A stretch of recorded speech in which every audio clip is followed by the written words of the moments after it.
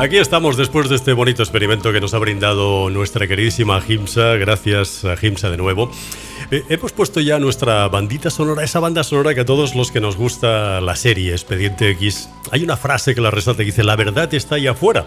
Nuestro invitado de hoy tiene muchas de esas verdades. Él es divulgador científico, es graduado en Ingeniería Mecánica por la Universidad Politécnica de Cataluña, ha sido premio Bitácora en el año 2015, responsable del blog Ciencia de Sofá y autor de los libros El universo en una taza de café y Las 4 fuerzas que rigen el universo. Mi querido Jordi Pereira, buenos días, ¿cómo estás? ¿Qué tal? Muy bien. Yo estoy encantado de tenerte aquí con nosotros. Y yo muy contento de estarlo. Oye, ¿qué te ha parecido el experimento que acabamos de hacer aquí con... Bien, curioso, con los fotorreceptores, sí. ¿Hay alguna explicación científica que tú nos puedas aportar o algún punto No de vista domino mucho distinto? de la luz y los procesos biológicos que hacen ver en sí, pero es que es una sobreestimulación de los fotorreceptores de los ojos y cuando dejas de mirar, pues simplemente te... No sé exactamente el mecanismo, pero te ha quedado como sobreestimulada esa zona y te ves el color. No sé, no es que no sé mucho del tema. Sé sobre el daltonismo, que a la gente daltónica pues le faltan algunos conos y tal. Pero lo que sí es cierto, Jordi, es que los colores nos motivan según o ejercen se me ha ido la palabra.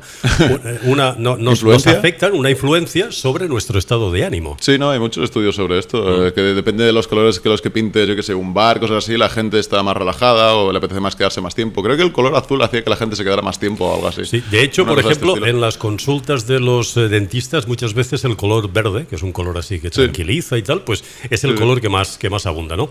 Por cierto, recordamos, aprovechando que estamos con Jordi Pereira, la pregunta del día. Ya sabéis que tenéis que responderla en nuestra sección, en la página Cosas de Ibiza en Facebook.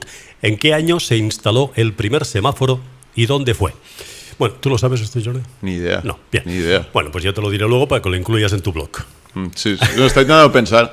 Oye, ¿es verdad que en Formentera no hay semáforos? ¿O es que no nunca me fijo? Ninguno. Vale. Es que estuve hace poco, pero se me olvidó comprobarlo. Pero digo... Debe ser de esos sitios maravillosos del mundo en que no estamos regidos por luces y cosas extrañas de estas, ¿no? Deben venir aquí a hacer las prácticas, digo yo, ¿no? Pues seguramente.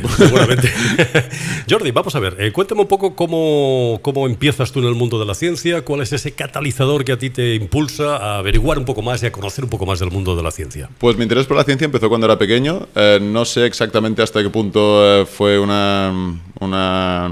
les pedí yo a mis padres que lo hicieran o estaba ya por casa, pero había una serie de libros de ciencia por casa que me gustaban, sobre todo uno que se llamaba Atlas Visual del Espacio. Hay muchas fotos más que fotos, eran ilustraciones muy grandes sobre planetas, estrellas, el sistema solar en general. Y me gustaba mucho ese libro, en concreto.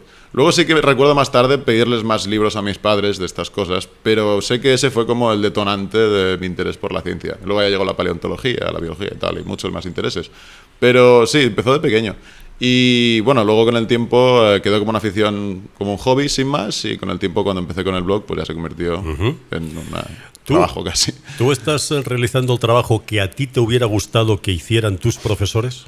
Sí, a veces sí que se echa en falta, la verdad. De hecho, esto cuando... O sea, el blog está hecho de manera que cualquiera en principio puede entender temas muy complejos entrando en él. Y cuando escribo sobre cualquier tema, quiero explicar un concepto complejo a alguien que no está familiarizado con él, intento hacerlo de la manera que me hubiera gustado a mí que me lo hubieran explicado cuando yo empecé a leer sobre ese tema. Porque estos libros para un niño eran bastante más avanzados y los leí como 400 veces antes de quedarme contento, de decir, vale, he entendido esto. Y es eso, es un poco. En la ciencia o en general en el sistema educativo nuestro, ¿hace falta más práctica?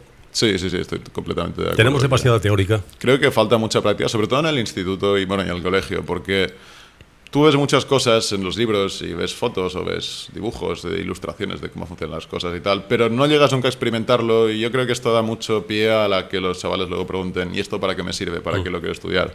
Estuve trabajando también un tiempo de profesor en una academia también por las tardes y esto de adolescentes, de 13 a 18 algo así. Y lo encontrabas mucho, sobre todo los chavales de la ESO que aún no saben qué hacer exactamente, muchos de ellos lo veían como algo en plan, ya, pero es que esto para qué lo quiero saber, esto para qué me sirve, es en plan, bueno, te va a ayudar a entender mejor el mundo y eso siempre es una ventaja. Nuestro sistema educativo está muy basado en la memorización. ¿Tú optas por esto o hay otros sistemas mucho más interesantes para que el alumno tenga esa se enamore de esas cosas que le está enseñando un profesor? Pues no te sabría. O sea, no quiero decir, no. Siempre he pensado que es más. Cada uno. Alguna gente tiende más a memorizar y otra gente que tiende más a quedarse con yo qué sé, con ciertos eventos o con imágenes y tal. No sé si está hecho para memorizar específicamente, la verdad es que no sé, no te sabría decir. Ya. Yo es que me doy cuenta de que, por el tema ahora con mi hijo, y lo comparo en mi época, de que se sigue enraizado mucho el tema de la educación en memorizar textos y cosas así, más que en comprender, que muchas veces sería quizás lo más adecuado, ¿no? Sí, puede ser que sea, a lo mejor también influye lo de la práctica que te comentaba ahora, pero... Es que hay cosas, por ejemplo, si te dicen, yo que sé, los procesos geológicos, por decir algo, puede que por mucho que intentes darle contexto a eso, como físicamente, a lo mejor tendrás que memorizar cosas igualmente, ¿sabes? Por eso no sé hasta qué punto, dónde está el límite de hacerlo todo puramente intuitivo. Vivimos en un sistema, el sistema educativo, en el que los libros son una parte importantísima. ¿Tú cómo ves esto? Tendríamos que empezar ya a coquetear, que ya sé que hay escuelas y institutos que lo hacen, pero hay muchos que no. ¿Dejar un poco más los libros de lado y empezar con las nuevas tecnologías, o lo ves contraproducente? Yo lo veo bien, las nuevas tecnologías. Sí que es verdad que no te dan como la capacidad de interactuar con ellas como con un libro. Por ejemplo, yo muchas veces si estoy trabajando en algo en plan, como haciendo el esquema de una historia, cualquier historia de estas, pues lo hago en papel porque te da como más acceso a eso. Pero creo que no están malas tecnologías en este sentido. Creo que tienen muy mala imagen, porque la gente tiende más a ver Internet como una herramienta para el ocio, en plan, para ver vídeos y chorradas cuando sale de trabajar, que es que no tienes ganas de pensar. Y en realidad Internet es una herramienta increíble. Tienes toda la información que toda la humanidad ha creado durante toda la historia ahí. Claro. Y creo que eso está infravalorado. Y a lo mejor ahora en estas nuevas generaciones sí que se está teniendo más en cuenta. Hay algunos institutos que sí que utilizan tablets y tal, y las tienen bien capadas para que no las utilicen para nada más, que eso es importante. Y sí, yo creo que puede funcionar, sí. Jordi, ¿cuál es el secreto de tu blog para que tenga tanto éxito con los chavales jóvenes? Es el tema de hablar en un registro muy informal, en general. O sea, no como diciendo tacos y tal. No académico. Claro, informal. Sí, es un tema muy de conversación. Y se hace ameno, quieras o no, porque al menos en castellano, las páginas de divulgación suelen ser más farragosas quizás, o no, más no densas, necesariamente farragosas, pero a lo mejor pecan de ser demasiado formales para el público que en principio los va a leer. Luego hay gente que le gusta, o sea, hay gente que no le gusta el tono informal y dice, no, a mí es que me parece que hablas un poco demasiado así de calle. Pero hay gustos para todo, quiero decir, todo el mundo tiene un público, ¿no? Claro. ¿Cómo nace Ciencia de Sofá? Pues Ciencia de Sofá nació porque me gustaba escribir relatos de ciencia ficción. O sea, no tienen un origen como súper altruista y tal. Me gustaba escribir ciencia ficción y quería empezar con un blog para publicar mis relatos de ciencia ficción, pero luego pensé, es que si yo abro un blog para publicar relatos, voy a colgar uno cada mes o cada dos cuando esté inspirado, y tampoco quiero eso. Y empecé a escribir sobre algo, y quería escribir sobre algo. Y dije, bueno, empecé a escribir sobre ciencia porque me gusta hablar de ciencia. Y empecé a hacer unas entradas cortas, así con curiosidades y tal, y poco a poco, a medida que los lectores me fueron enviando preguntas, porque abrí la posibilidad de hacerlo también en una sección que tengo que se llama Respuestas, me enviaban preguntas más complejas que tenía yo que investigar por mi parte y ya hacerlo bien. No eran como 4 curiosidades muy generales, sino explicar cómo funciona algo. Y esto me empezó a gustar muchísimo, y al final pues el blog ha acabado siendo eso, como explicar temas a fondo que son complicados a primera vista, pero que en el fondo todo el mundo puede entender. ¿Qué temas tratas en tu blog? De realmente cualquier cosa, de astronomía, astrofísica, geología, biología, o sea, estos son como un poco los básicos. Física, yo qué sé, por ejemplo, últimamente he escrito sobre si el universo es infinito o finito, si el universo observable es lo único que hay, si hay multiversos, no sé, últimamente estoy muy con la astronomía, pero bueno, va por épocas. Oye, ¿es finito o no? No se sabe si es finito o infinito, de hecho. No se sabe. No, nadie ha ido y ha vuelto. No, claro. Y tenemos señales de que ahora mismo hay cosas que están a 93.000 millones de años luz de distancia de nosotros, pero no se sabe si hay cosas más allá. Ya.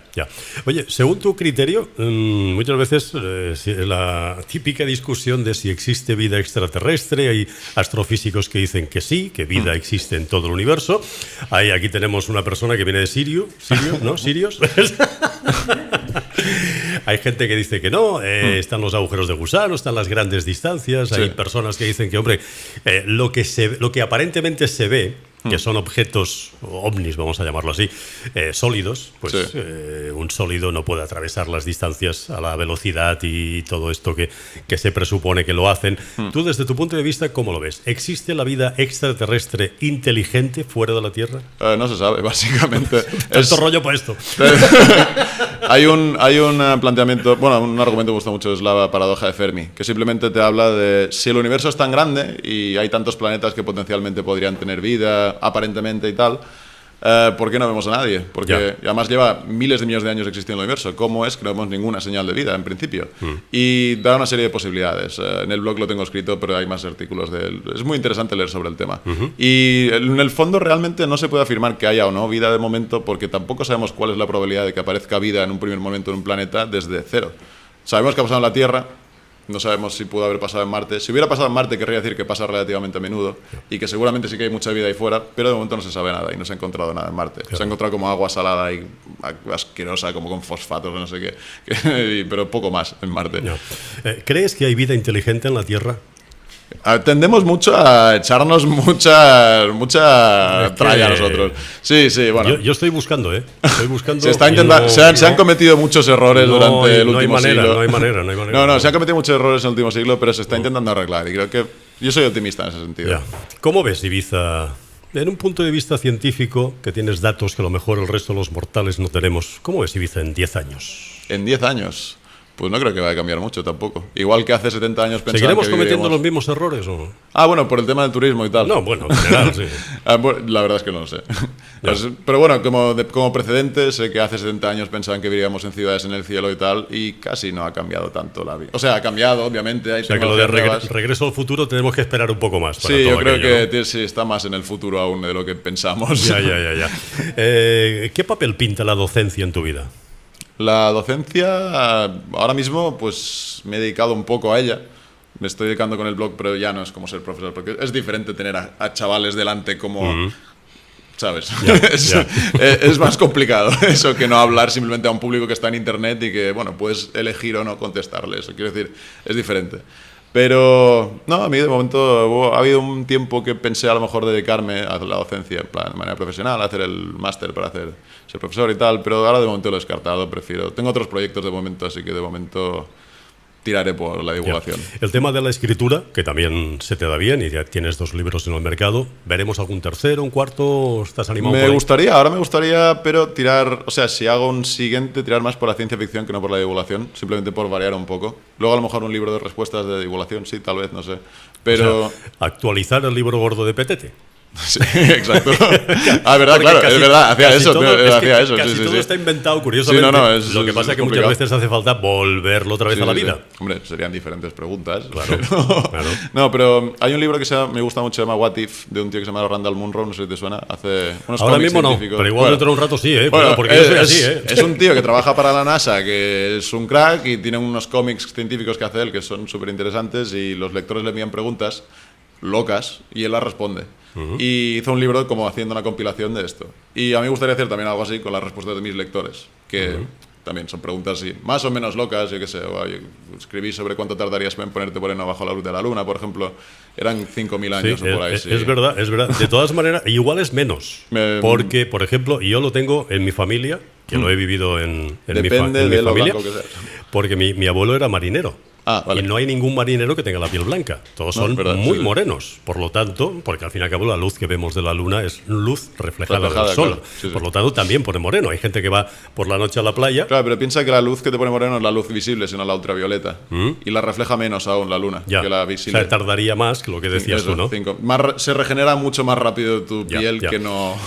Jordi, ¿tenemos las nuevas generaciones mejor preparadas de la historia? No sé si lo son. O sea, yo creo que están bien preparadas, pero...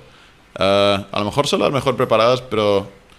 Para la cantidad de información que tiene la gente en su mano hoy en día, creo que no son las más interesadas, a lo mejor, en general. En la ciencia en concreto, que yo es de lo que puedo hablar. Hay algo que yo no entiendo. Si son las generaciones mejor preparadas de la historia, ¿por qué hacen vamos a decir, el chorra con cosas, por ejemplo, como el botellón.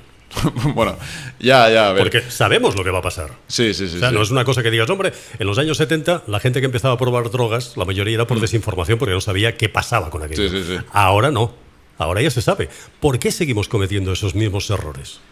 Es que todo el mundo cuando es joven va a hacer tonterías. La verdad está ahí y afuera. Aunque sí. No, y aunque la gente más mayor te diga en plan no hagas esto, que es una tontería, pues lo vas a seguir haciendo porque esas personas mayores también lo hicieron de jóvenes normalmente. Por la rebeldía, ¿no? El ciclo es... Sí, como aquel que llega a la reunión y dice, ¿de qué habláis que me opongo? Exacto. Pues igual, ¿no? Exacto. Tú que me vas a contar a mí que yo voy a hacer lo contrario. Sí. Ya. No sé. ¿Tiene solución todo esto o no? Eso no lo sé tampoco. No lo sabes. No eres Dios, ¿no? Tú, digamos, no. Para nada. De hecho, yo soy una herramienta que habla de los avances científicos, pero yo no soy una biblioteca yo mismo. Oye, que sepa todo en mi cabeza. La ciencia, hace tiempo que leí que la ciencia había demostrado la existencia de Dios. No me suena. Había una fórmula o algo así. Gimsa me está diciendo que sí. Que La teoría de Bros. la teoría de Bros. Sí, hombre, ¿De Bros. Bros. De aquí de Camp Bros. Vale. No se puede demostrar nunca la existencia de Dios porque...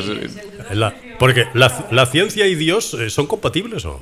Yo creo que no, en ¿No? absoluto. Una cosa te implica, o sea, te pide creer en algo sin pruebas y la otra te pide pruebas para creer. Ya. No es Llámame imposible sagaz, compararlo. Sí. pero creo que no crees tú en Dios. Yo no, no, personalmente. Tú tampoco, Gimsa. No, bien. Ya. Zeus es Dios. Un tipo rarísimo, mítico.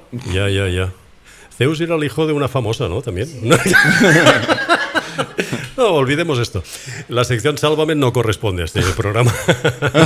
Ya. Pues... sí, yo te quería preguntar por las dos, porque la semana pasada tenías que venir, pero me comentaste que no podías porque tenías jueves y viernes, que tengo que rodar, que eran dos conferencias, talleres, como... Tenía los talleres en un instituto también. Bueno, un instituto, una escuela de verano, perdón. Era el recinto de un instituto. Bueno, da igual. Era una escuela de verano. Sí. Chavales de entre 11 y 14 años. Y eran unos talleres que fui a hacer experimentos con ellos y la verdad es que fueron muy bien. Pensaba que a lo mejor por ser tan jóvenes iban a pasar más del tema porque estoy más acostumbrado a dar clases o charlas, lo que sea, más de bachillerato, gente más mayor. Pero qué va, les encantó y súper bien. Jordi, ¿a partir de qué edad recomendarías tú, por ejemplo, poner en el camino de los hijos, en este caso, por ejemplo, pues temas un poquito ya científicos, de inquietud, ¿no? Yo creo que desde lo más pronto posible, pero ya no solo científicos, sino cualquier cosa. En plan, que lean desde muy pequeños ya, que se les exponga a la cultura, básicamente. Porque, de hecho, me acuerdo cuando daba repaso, había una niña que debía tener 12 años así, que me estaba contando que ella venía, o sea, no sé en qué momento exacto del día lo echan, pero bueno, que se pasaba el día viendo Sálvame, ¿sabes? Yeah. Y como orgullosa de ello, y era como, a ver, es un tipo de contenido... O sea, evitar eso, ¿sabes? Claro. Evitar eso. De todas maneras, lo que hablábamos antes, los padres son un claro ejemplo de lo que los hijos van a hacer en un futuro muchas veces, ¿no? Si en casa se ve un tipo de programación, pues seguramente los hijos, hombre, cuando ya hay criterio, luego la cosa cambia. Claro, pero cuando eres muy joven, sí que ver este tipo de cosas sí que te ejerce más influencia que cuando lo ves cuando eres mayor. Y si lo ves de mayor y sabes que todo es paripé, pues mira, bien, fantástico, pero siendo joven, pues es eso. Ya. ¿Qué proyectos hay ahora mismo en tu vida, Jordi? Ahora me salió hace poco una proposición editorial bastante interesante, así que a ver cómo sale. Ahora, claro, ahora han cerrado en agosto, así que justo ha coincidido y ahora en septiembre veremos qué tal. Y de momento seguir con el blog, escribir tal vez otro libro, no sé, hacer cosas. Pues para mentes inquietas podéis entrar en Ciencia de Sofá y allí tenéis un montón de respuestas a un montón de cosas científicas, interesantes, temas curiosos. Entradas, no sé, ya, así que 400, no muy sé bien, cuántas. ¿no? Así muy que bien, nada. todo un éxito. Pues Jordi Pereira, muchísimas gracias por haberte acercado hoy hasta aquí, hasta nuestra radio de Ir por Casa. Pues Cosas de Ibiza. Muchas gracias a ti por invitarme. Gracias y hasta prontito, ¿eh? Cosas de Ibiza.